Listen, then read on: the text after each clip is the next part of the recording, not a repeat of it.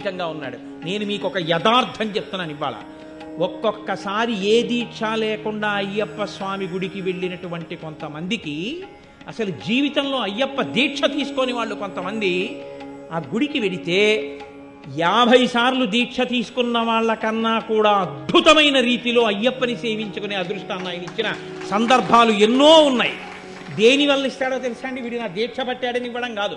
వీడికి ధర్మమునందు అనురక్తి ఉంది, వీడికి వేదమునందు అనురక్తి ఉంది, వీడికి నా రూపమునందు అనురక్తి ఉంది, ఈశ్వరుడి యందు అనురక్తి ఉంది. అది ఆయనకి చాలు.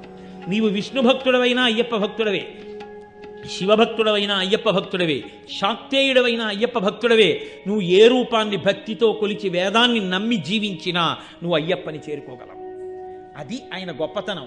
శివకేశవుల యొక్క అభేదమైనటువంటి రూపం, అంతటి గొప్ప స్వరూపం, సమస్త దేవతా సమాహారము.